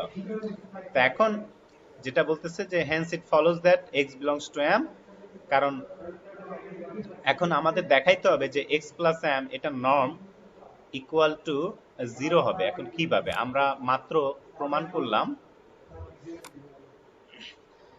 এখন যে x টা হচ্ছে m এরই একটা এলিমেন্ট, খেয়াল করে দেখো, x টা যদি m এরই একটা এলিমেন্ট হয়, x যদি m এরই একটা এলিমেন্ট হয়, তাহলে m এলিমেন্টের মধ্যে কি 0 এলিমেন্ট আছে না? m এর মধ্যে কি 0 আছে না? খেয়াল করে দেখো। আমি জি স্যার আছে। আবার আরেকটা জিনিস খেয়াল করো যে আমাদের নর্ম হিসাব করার টেকনিকটা কি ছিল বা ডেফিনেশন কি ছিল? আমরা আমাদের সাবস্পেসের মধ্যে থেকে যা আছে, যেসব ভেক্টর আছে তাদেরকে বলতেছি m, প্রত্যেকের সাথে x যোগ করতেছি, তারপরে গিয়ে আমরা নর্ম নিতেছি। এখন খেয়াল করো, x যেহেতু ক্যাপিটাল M এর মধ্যে আছে, এটা আমরা প্রমাণ করলাম, তাহলে ভেক্টর স্পেসের প্রপার্টি অনুযায়ী -x এটাও M এর মধ্যে থাকার কথা। এই কথাটা ক্লিয়ার? বুঝতে পারছো কি? জি স্যার। একটু আগে তো আমরা বললাম যে x হচ্ছে M এর এলিমেন্ট। এখন ভেক্টর স্পেসের প্রপার্টি অনুযায়ী আমরা এটাও দাবি করতে পারি যে -x সেটাও M এর একটা এলিমেন্ট। জি স্যার পারি। কথা বুঝছো? তাহলে আমরা যে এই যে ইনফিমাম খুঁজতেছিলাম, ইনফিমাম কিন্তু m এর প্রত্যেক এলিমেন্টের সাথে x যোগ করে তারপর ইনফিমাম নেওয়া।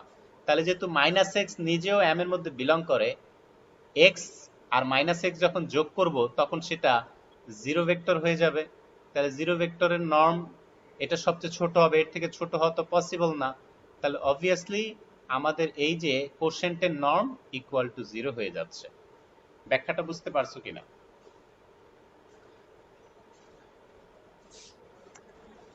বুঝতে পারছো? আমরা তো স্যার আরেকবার স্যার। এই যে এখানে ডেফিনেশন সেট করা আছে, খেয়াল করে দেখো যে আমাদের কোশেন্ট স্পেসের নর্ম মানে কি?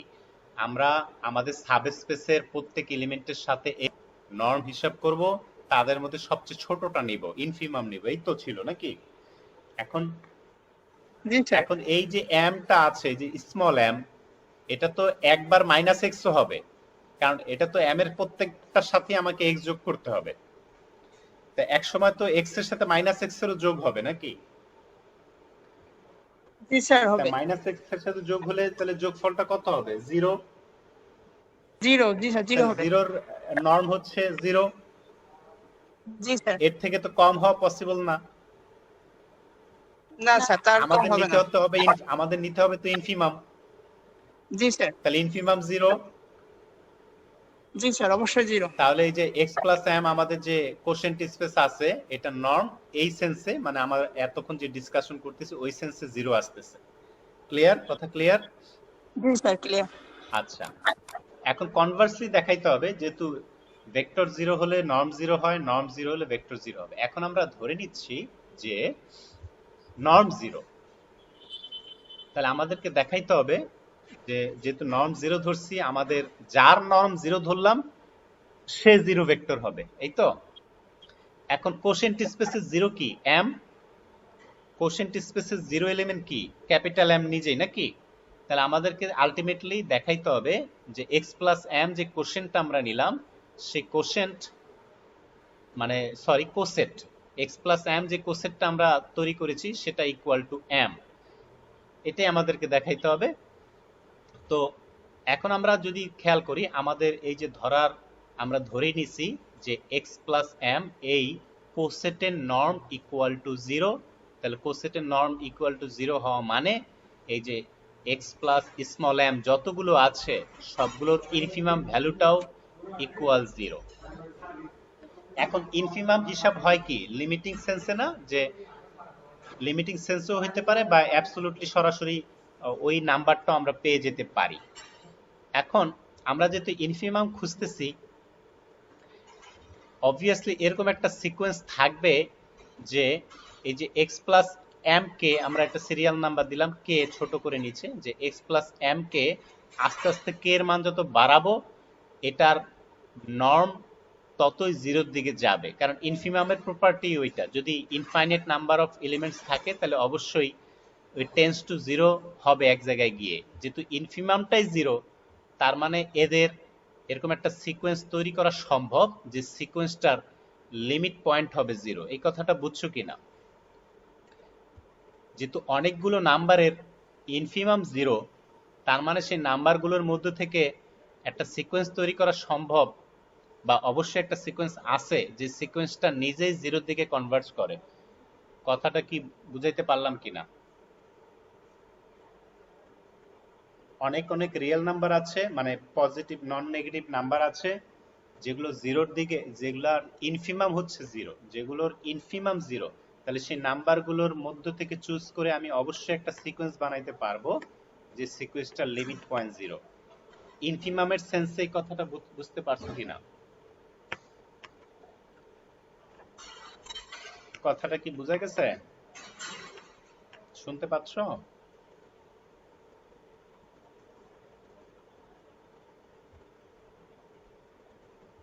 স্যার আপনার কথা কেটে কেটে আসতেছে।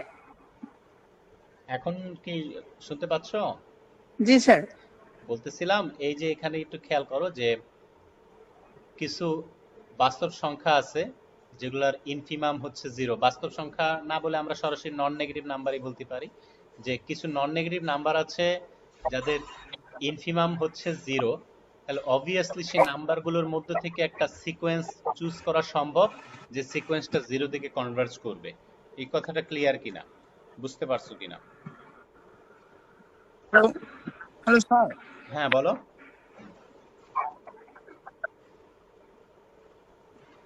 হ্যাঁ শুনতে পাচ্ছ?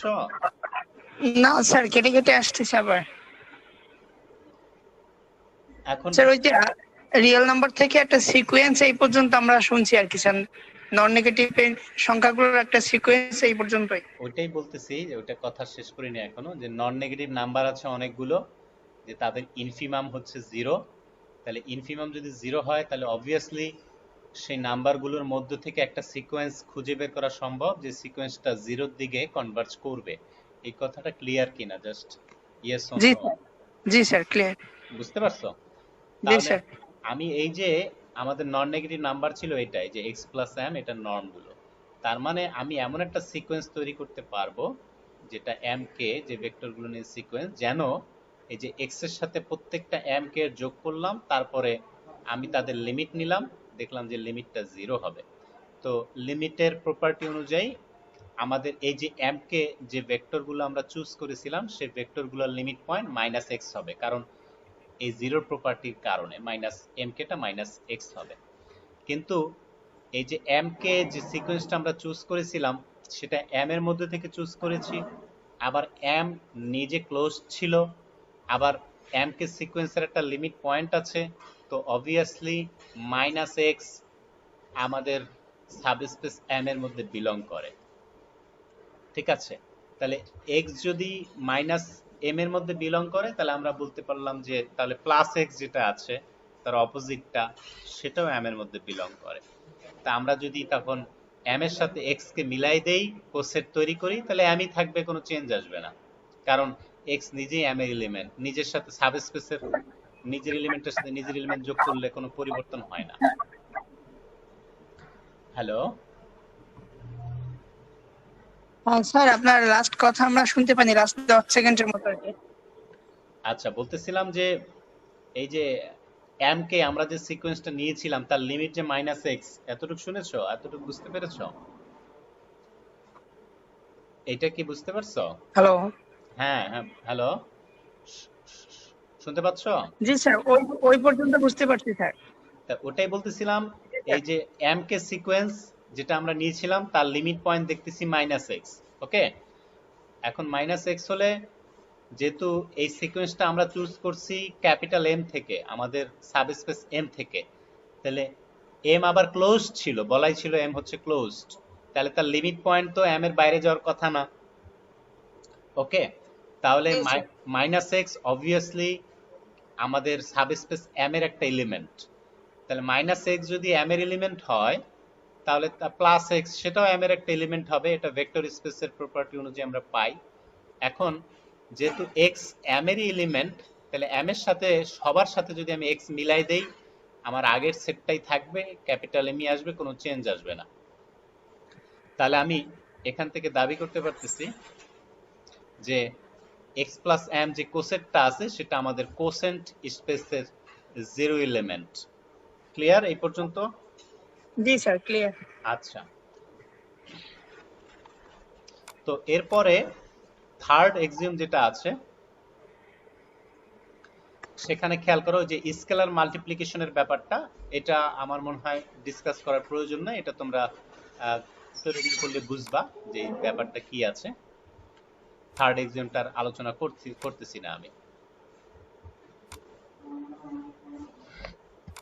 এখন ফোর্থ এক্সিওম যেটা আছে ট্রায়াঙ্গুলার ইনইকুয়ালিটি, সেটা আমাদেরকে এই ফরম্যাটে দেখাইতে হবে যে x প্লাস m একটা কোসেট, তারপরে আরেকটা কোসেট y প্লাস m নিলাম, তাহলে দুই কোসেটকে মিলে আরেকটা কোসেট বানালাম, সেটা নর্ম নিলাম, তাহলে আলাদা আলাদা কোসেটের নর্ম এই সাইড বড় হবে অথবা ইকুয়াল হইতে হবে।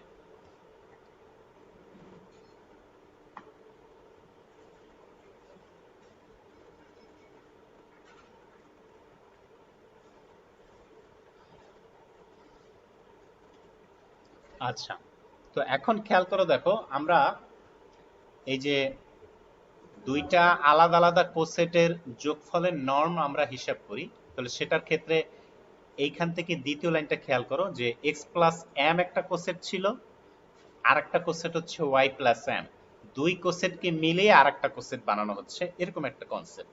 তাহলে এই লাইনটা যেটা লিখলো যে এখান থেকে আমরা এই কোসেটটাকে লিখতে পারি যে x plus y plus m, এই জায়গাটা একটু বুঝতে পারছো কিনা, যে দুইটা, একটা হচ্ছে x দিয়ে বানানো কোসেট আর একটা হচ্ছে y দিয়ে বানানো কোসেট, তা দুইটা আমি একসাথে আবার মিলাই দিলাম, তাহলে কি x প্লাস y যোগ করলে যে ভেক্টরটা হয় সেই ভেক্টর দিয়ে কোসেট বানানো একই কথা না, নাকি ডিফারেন্ট আসার চান্স আছে?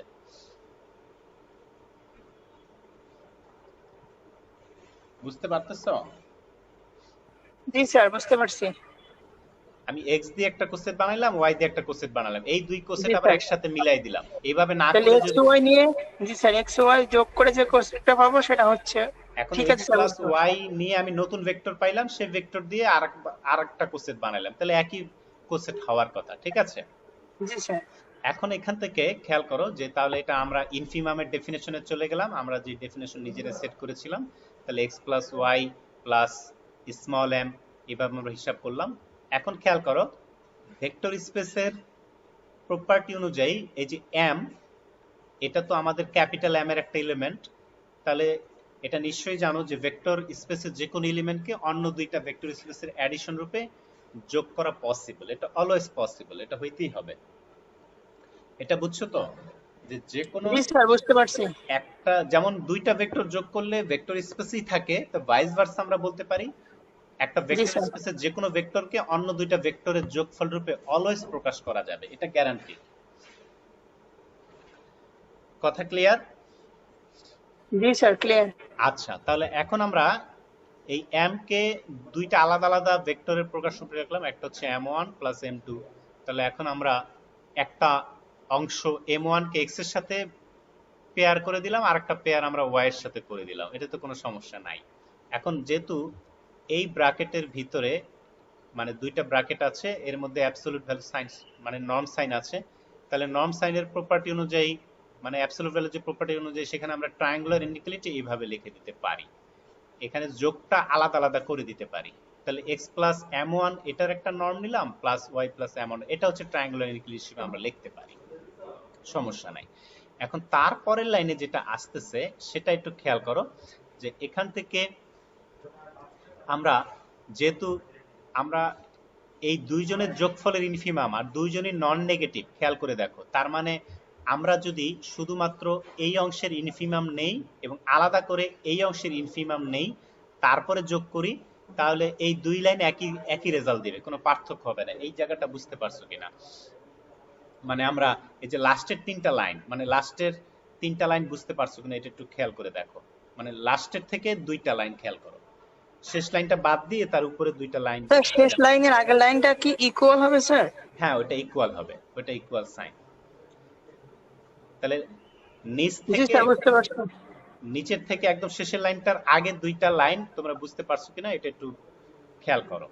যেহেতু এটা যদি আবার প্লাস মাইনাস হতো তাহলে কিন্তু এটা স্যাটিসফাই করতো না, এখানে প্লাস আছে, অ্যাবসলিউট ভ্যালু আছে, এই কারণে এটা স্যাটিসফাই করতেছে, কারণ এই অংশের ইনফিমাম আর এই অংশের ইনফিমাম আলাদা আলাদা নিয়ে যোগ করা যেই কথা, আর দুইটার যোগ করে তারপর ইনফিমাম নেওয়া একই কথা, কোনো পার্থক্য হবে না। ক্লিয়ার? জি স্যার, ক্লিয়ার। আচ্ছা, তার মানে এখন আমরা ওই আবার ব্যাক ডেফিনিশনে বলতে পারি, তাহলে প্রথম অংশটা এটা হচ্ছে x প্লাস m কোসেটের নর্ম, আর একটা হচ্ছে y প্লাস m কোসেটের নর্ম। তো অবভিয়াসলি আমরা ট্রায়াঙ্গুলার ইনইকুয়ালিটি এখানে দেখতে পাইলাম যে আমাদের স্যাটিসফাই করে। তো আমাদের যে নর্ম ডিফাইন করা সেটা ঠিক আছে, নর্মের প্রপার্টি ঠিক আছে, তা আমরা দাবি করতে পারি n ওভার m যে কোশ্চেন স্পেস আছে সেটা নর্মড লিনিয়ার স্পেস। এইজন্য যে কোনো কিছু তুমি ডেফিনেশন সেট করলেই হবে না বা বলে দিলে হবে না, সেটা তোমাকে দেখাইতে হবে যে এটা ঠিক আছে। এখন আমরা এই যে নর্মের যেই একটা জিওমেট্রিক্যাল ইন্টারপ্রিটেশন ওরা এখানে দিল, এটা একটু বোঝার জন্য দরকার, কিন্তু থিওরেমের সাথে এটা কানেকশন নাই, যদি থিওরেম আসে এই ইন্টারপ্রিটেশন আমাদের লিখতে হবে না, কিন্তু এটা জাস্ট বেসিক খুব ভালো একটা বোঝার জিনিস যে আমরা যে এই যে ইনফিমাম দিয়ে যে নর্ম ডিফাইন করলাম এটা আসলে কি। তোমরা ম্যাট্রিক স্পেসের তো ম্যাট্রিক পড়েছো, মনে আছে তো? ম্যাট্রিক মনে আছে তো? ম্যাট্রিক স্যার, স্পেসের টপোলজিতে? হ্যাঁ, ম্যাট্রিক স্পেসের যে ম্যাট্রিক পড়েছো মনে আছে না? স্যার, আসলে আমি এখনো পড়ি নাই স্যার। পড়ি নাই মানে কি? মানে স্যার ম্যাম, জি স্যার ম্যাম পড়াই স্যার, কি কিন্তু স্যার রিয়েলে পড়ছি স্যার ম্যাট্রিক স্যার। জি স্যার। ওই ম্যাট্রিক দিয়ে কাজ হবে, ওইটাই দরকার আমাদের। এখন ম্যাট্রিক ডিফাইন হয় সাধারণত কি, যে একটা সেটের পয়েন্ট থেকে পয়েন্টের দূরত্ব বের করা, তাই না? জি স্যার। আরেকটা আছে যে পয়েন্ট থেকে সেটের দূরত্ব, পয়েন্ট থেকে সেটের দূরত্ব টপোলজিতেও এরকম কনসেপ্ট আছে, পড়েছো? ওইটা কিভাবে বের করে, মানে আমি হচ্ছে পয়েন্ট থেকে সেটের দূরত্ব বের করব, ওইটা কিভাবে বের করে?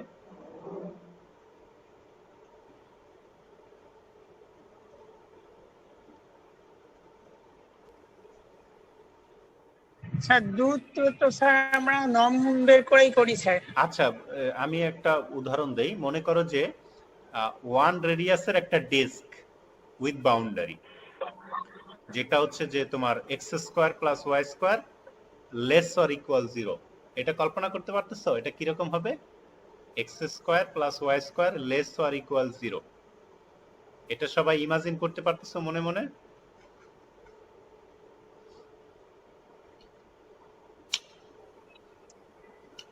জি স্যার। কিরকম এটা বলে দিছি কিন্তু। স্যার ব্যাসার্ধটা একের থেকে ছোট। এক অথবা একের ছোট।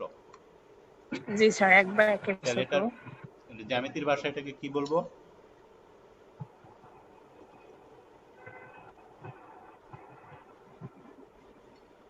x² + y² less or equal 1।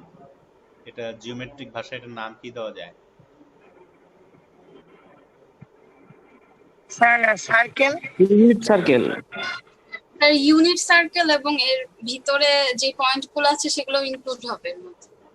এটাকে ডিস্ক বলে, ডিস্ক। Disk, disk box. ঠিক আছে, সার্কেল হলে তো শুধু বাউন্ডারি হবে। জি স্যার, জি স্যার। এটার নাম বাউন্ডারি সহ বলছি, লেস অর ইকুয়াল তার ভিতরের পয়েন্ট গুলো আসবে স্যার। সহ। জি স্যার।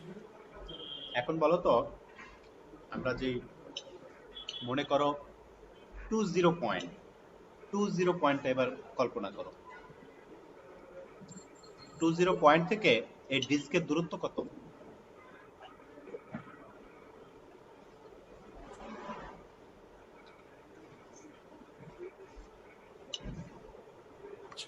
Sir 1 unit.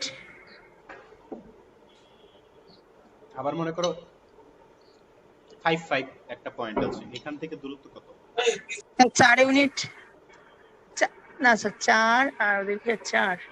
জি স্যার 4 ইউনিট। না, মানে x অক্ষ থেকে 4 হবে, y অক্ষ থেকে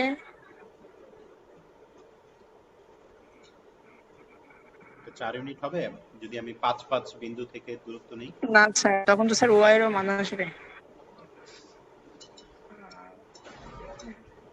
এদিকে 1 পয়েন্টে পাস করবে আমাদের সার্কেল বা ডিস্ক যেটা বলতেছি, 1 পয়েন্টে যাবে। জি স্যার বুঝিনি। 1 পয়েন্ট থেকে পয়েন্ট দিয়ে কি আমাদের ডিস্ক এটা যাবে, পাস করবে? পাস করবে না। আচ্ছা বলো, 1 পয়েন্ট থেকে আমাদের সেটের দূরত্ব কত, মানে ডিস্কের দূরত্ব কত?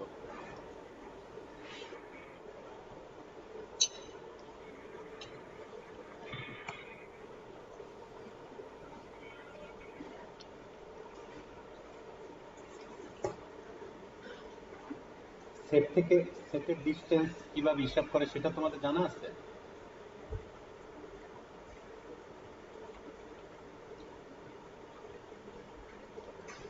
শুনতে পাচ্ছ? তোমরা কি শুনতে পাচ্ছ? জি স্যার। একটা পয়েন্ট থেকে সেটের ডিসটেন্স কিভাবে হিসাব করে?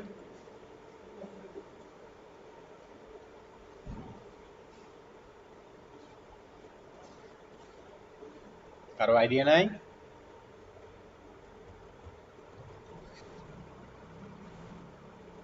কেউ পড়ো নাই কোথাও?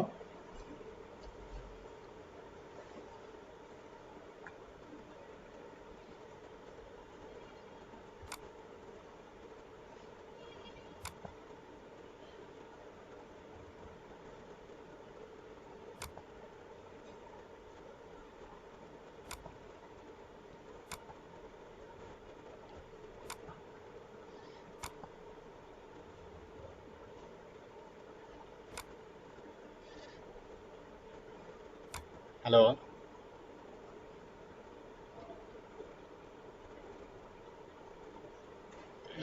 শুনতে পাচ্ছ?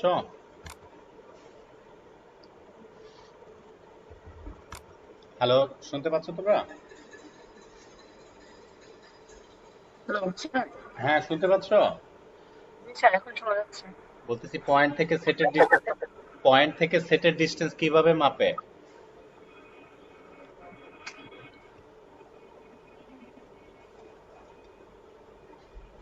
পয়েন্ট থেকে সেটের ডিস্টেন্স কিভাবে মাপে? স্যার ওই যে রুট ওভার ভুজদার অন্তর প্লাস কোডের অন্তর এইভাবে কি স্যার? মানে root over X square plus Y square. ওটা না, ওটা তো হচ্ছে পয়েন্ট থেকে পয়েন্টের ডিস্টেন্স। বলতেছি পয়েন্ট থেকে সেটের ডিস্টেন্স কিভাবে মাপে?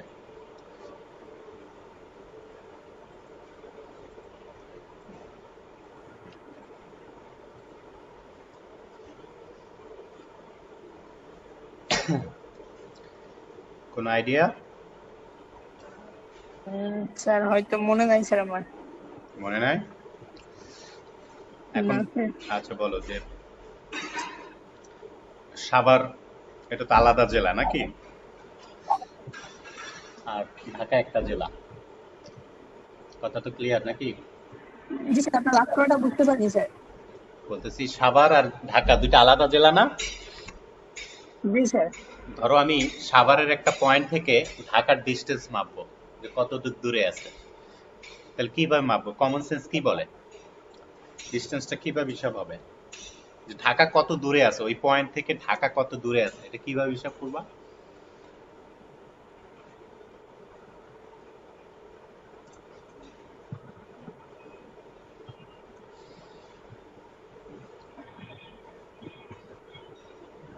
তাড়াতাড়ি বলো। স্যার সাভারটাকে সেন্টার ধরে দেন হিসাব করব। আমি সাভারের সেন্টার ধরতে বলি না, সাভারের একটা পয়েন্ট আমি ফিক্স করে দিছি ধরো, হ্যাঁ, যে একটা পয়েন্ট ফিক্সড আছে। এখন ওই পয়েন্ট থেকে ঢাকার ডিস্টেন্স তুমি কিভাবে হিসাব করবা? কিভাবে হিসাব করবা?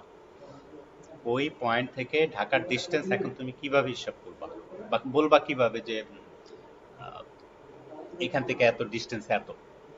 আমি জাস্ট পদ্ধতিটা জানতে চাই, মানে তোমার কমন সেন্স কি বলে আমি প্র্যাকটিক্যাল সেন্সে কিভাবে হিসাব করব বা কিভাবে বলবো আর কি।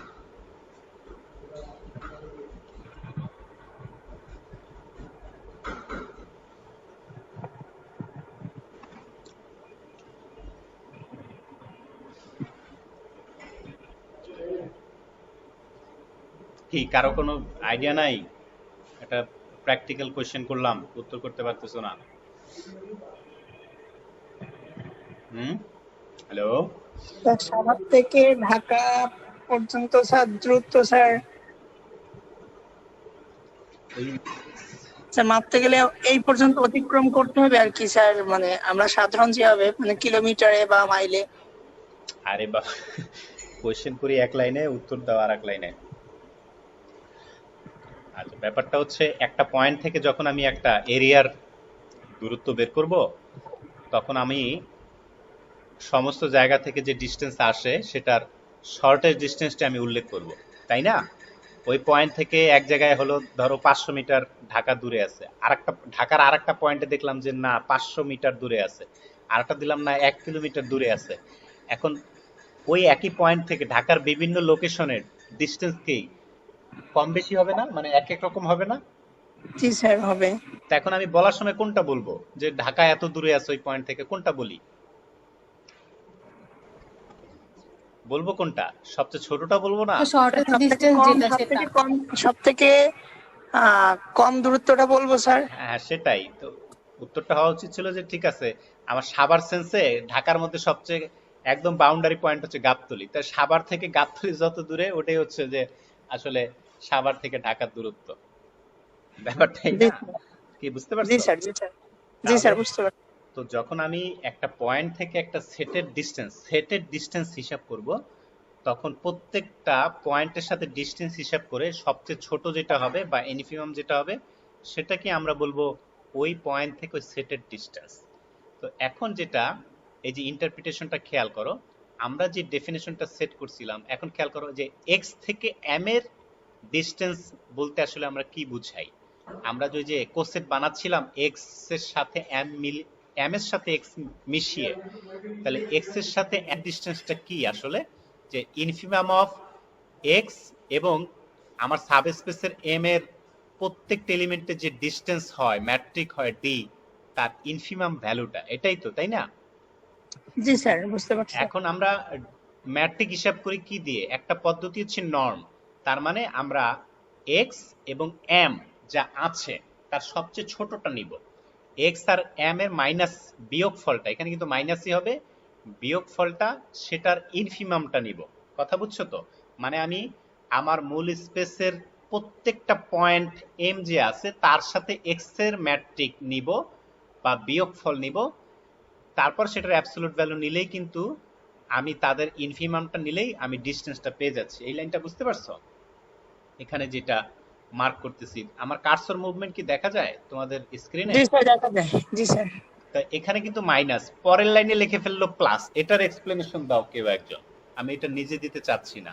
ওখানে লিখলো এক্স মাইনাস এম, ওখানে আবার টাইপিং মিস্টেক মনে করিও না, এক লাইনে লিখছে এক্স মাইনাস এম, পরের লাইনে লিখলো এক্স প্লাস এম, এটা যে ঠিক আছে বা কেমনে হলো এটা আমি কারো কাছ থেকে শুনতে চাই। এনিওয়ান, একজন আমাকে উত্তর দাও, এটা কিভাবে লেখা যায়?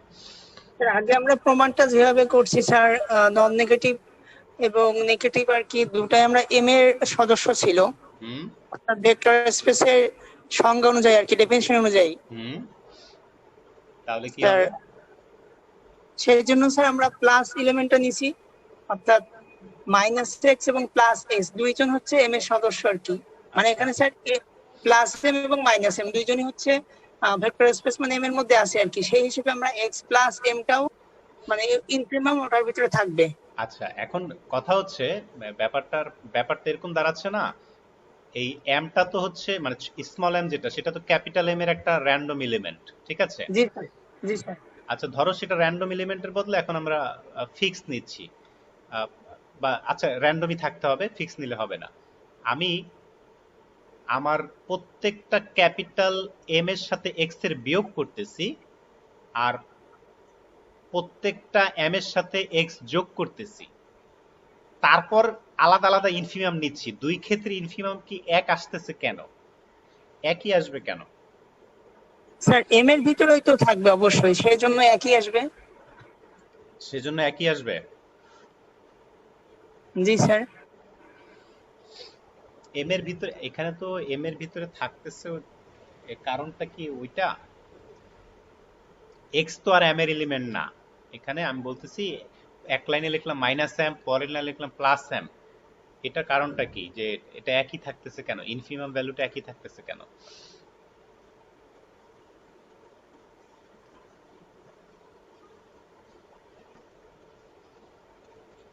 কেন এক থাকতেছে বলো? আচ্ছা একটা জিনিস চিন্তা করো, যে আগেই বলছি যে ভেক্টর স্পেস এটা তো স্কেলার মাল্টিপ্লিকেশন অনুযায়ী বাউন্ডেড, তাই না? মানে ক্লোজড যেটাকে বলে আর কি, ক্লোজড আন্ডার স্কেলার মাল্টিপ্লিকেশন। তাহলে আমি যদি একটা সাবস্পেসের প্রত্যেক এলিমেন্টকে -1 দ্বারা গুণ করি, সাবস্পেসটা কি একই থাকবে না চেঞ্জ হবে? স্যার একই থাকবে। একই থাকবে। তাহলে আমি প্রত্যেকটা এই যে স্মল এম এটার মাইনাস ভার্সনের সাথে এক্স যোগ করে ইনফিমাম নেই, আর প্রত্যেকটা এম এর প্লাস ভার্সন নিয়ে আমি তারপর ইনফিমাম নেই, একই আসবে কিন্তু, কারণ ওই ঘুরে ফিরে সাইক্লিক অর্ডারে কিন্তু ওই এক জায়গায় গিয়ে ম্যাচ করবেই করবে। এই জিনিসটা বুঝতে পারছো কিনা? বুঝতে পারলেই হবে আর কি, যে হ্যাঁ বুঝছি, ব্যাপারটা বুঝছি আসলে কেন হচ্ছে। জি স্যার, আমি আসলে আপনাকে সেটাই বুঝাইতে চাইছিলাম, কিন্তু হয়তো স্যার বুঝাইতে পারিনি আর কি। আচ্ছা ঠিক আছে, হ্যাঁ তোমার কথা আমি বুঝতে পারছি, যে তুমি বুঝেই বলছো ব্যাপারটা, অনেকে যাদের শুনতেছো ওরা হয়তো বুঝতে পারেনি। কারণ তুমি ওই জেড এর কথাই চিন্তা করো, হ্যাঁ জেড এর জি মধ্যে স্যার। 1 2 3 0 আছে, -1 2 -2 3 এরকম আছে।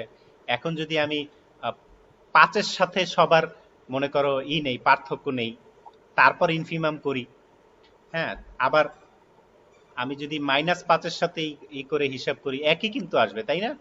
পার্থক্য কিন্তু হবে না, জি স্যার। ইনফিমাম ভ্যালুটা কিন্তু সেমই থাকবে। ওই এখানে একই ব্যাপারটা ঘটতেছে, যে আমি ভেক্টর স্পেসের সব ভেক্টরকে সামনে এক্সটা মাইনাস দিয়ে তারপর এক্স এর সাথে যোগ করলাম, আর হচ্ছে কোনো পরিবর্তন না করে এক্স এর সাথে যোগ করলাম, ওই ঘুরে ফিরে কিন্তু মাইনাস, কিন্তু ওই সরি ইনফিমাম কিন্তু সেম থাকবে, কোনো চেঞ্জ আসতেছে না। এই জন্য আমরা পরের লাইনে এই যে এক্স মাইনাস এম এটার বদলে এক্স প্লাস এম নিতেছি, মানে এক্স মাইনাস এম ভার্সনে ইনফিমাম নেই, আর এক্স প্লাস এম ভার্সনে ইনফিমাম নেই, একই ইনফিমাম আসবে ঘুরে ফিরে, কারণ আমাদের সবার সাথে চেক করা লাগবে, ঘুরে ফিরে সবার সাথে চেক করতে হবে, ঠিক আছে? জি স্যার। তো এইখানে আমরা যেটা এস্টাবলিশ করলাম, এই যে এক্স আর সাবস্পেস এম এর যে ম্যাট্রিক বা দূরত্ব, সেটাকে আমরা নর্ম হিসেবে এখানে ডিফাইন করতেছি। এখন আরেকটা কোশ্চেন উত্তর করো, আমরা যে শুরুতে থিওরেমের শুরুতে ডেফিনেশনে ইনফিমাম সেট করলাম, ইনফিমাম নিয়ে সুপ্রিমাম কেন নেওয়া যাচ্ছে না, এটা কেউ উত্তর করতে পারবা কিনা? এই যে এই ব্যাখ্যা দিয়ে তুমি একটু টের পাইতে পারো, বা এটা না হলেও চলে, এটা ছাড়াই বলা যায়। আমরা এই যে এখানে যে ডেফিনেশনটা পাইছিলাম একদম শুরুতে আমাদের থিওরেমের মধ্যে ছিল, যদিও এখানে একটু টাইপিং মিস্টেক আছে, এই জন্য আমি এই যে এই জায়গায় চলে যাই, এই যে আমি মার্ক করে দেখাচ্ছি। এই ডেফিনেশনে যে ইনফিমাম নেওয়া হয়েছে, ইনফিমাম না নিয়ে সুপ্রিমাম নিলে কি হইতো, সুপ্রিমাম নিলে প্রবলেম ছিল কিনা, বা সুপ্রিমাম নিয়েও হবে কিনা, এই কোশ্চেনটার উত্তর চাই।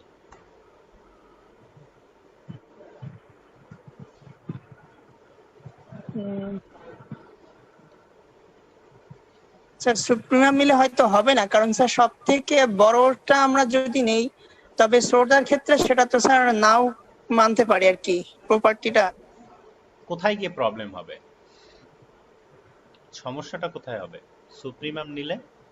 স্যার যেমন আপনি যে উদাহরণটা দিছিলেন সেটা হিসেবে যদি আমরা কল্পনা করি যে সাভার থেকে ঢাকা দূরত্ব হিসেবে, তবে স্যার সব থেকে বড় দূরত্বটা যদি আমরা মানে ঢাকা হিসেবে কল্পনা করি, তখন স্যার গাবতলীটা না, ঢাকার ভিতরে পড়বে না। ওইটা দিয়ে ওইটার সাথে এটার কানেকশন নাই অ্যাকচুয়ালি।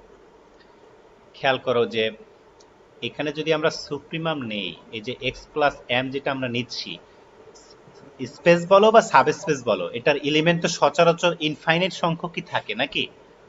জি স্যার। কথা বুঝতে পারতেছো? এখন জি স্যার। ধরো রিয়েল নাম্বার, এখানে সবার নর্ম নিতেছি, এই সবার মানে অ্যাবসলিউট ভ্যালু নিচ্ছি, এই অ্যাবসলিউট ভ্যালু নিতে নিতে উপরের দিকে কোনো সীমা আছে? না স্যার নাই। নাই, উপরের দিকে তো কোনো সীমা নাই, ইনফাইনাইটের দিকে যাচ্ছে, আমি তো কোথাও থামতে পারবো না। কিন্তু ইনফিমাম নিলে আমি সবার অ্যাবসলিউট ভ্যালু নিয়ে কিন্তু জিরোতে থামতে পারবো। জি স্যার। কথা বুঝছো? এই জন্য জি এটা স্যার। সুপ্রিমাম নিলে হবে না, এখানে আমাকে ইনফিমামে নিতে হবে। এগুলো খুব জি স্যার। সূক্ষ্ম সূক্ষ্ম বেসিক জিনিস, একটু খেয়াল করার বিষয়। দেখো এগুলো কিন্তু কোনো ডিসকাশন নাই, এই জন্য মনে মনে কোয়েশ্চেন করা যে আমি ইনফিমাম নিয়ে সুপ্রিমাম নিলে কি সমস্যা ছিল, বা ইনফিমাম দিয়ে প্রবলেমটা করলো সুপ্রিমাম দিয়ে করলো না কেন। এখানে উত্তর যে সুপ্রিম নিলে হবে না, কারণ নর্মের তো কোনো শেষ সীমানা থাকবে না তখন। এটা চাইলে এমন স্পেস হতে পারে খালি ভেক্টরের নর্ম খালি বাড়তে আছে, কোনো ঠিক ঠিকানা নাই, এভাবে হতে পারে, তখন আমার এই হিসাব নিকাশ পসিবল হবে না ওইটা দিয়ে। ক্লিয়ার? বুঝতে পারছো? জি স্যার বুঝতে পারছি। তোমাদের সম্ভবত অন্য ক্লাস আছে, বা আমি আর বাড়াতে চাচ্ছি না, তো এটার সেকেন্ড পার্ট পরের ক্লাসে আমরা ডিসকাস করব। এবং ওইটা আরেকটু তোমরা এটা পুরাটাই যতটুকু পড়ালাম এবং যতটুকু বাকি আছে একবার রিডিং করে রাখো আর কি। ঠিক আছে? রিডিং করার জন্য একটু বলে রাখি, এখানে একটু টাইপিং মিস্টেক আছে ওই দ্বিতীয় অংশে, আমি এটা একটু বলে দেই তোমাদেরকে।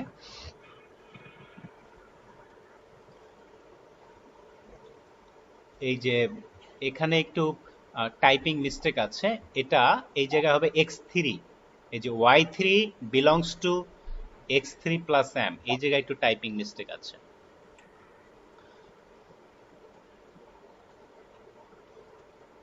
কারণ হয়তো বুঝতে আবার প্রবলেম হবে, আর সব জায়গায় মনে হয় ঠিকই আছে।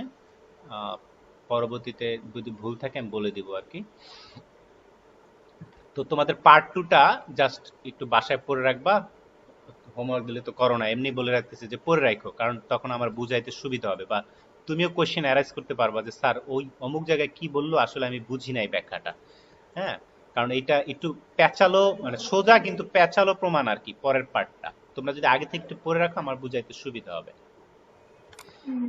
স্যার প্রমাণটা স্যার এখনো শেষ হলো না। প্রমাণ আগেই বলছি যে 2 ক্লাস লাগতে পারে আর কি। হ্যাঁ, জি স্যার। তো আজকের জন্য এই পর্যন্তই, পরের ক্লাসে আবার দেখা হবে। শেষ করে দিচ্ছি, আল্লাহ হাফেজ, ভালো থাকো সবাই। আসসালামু আলাইকুম। ওয়ালাইকুম সালাম। আসসালামু আলাইকুম স্যার। ওয়ালাইকুম সালাম।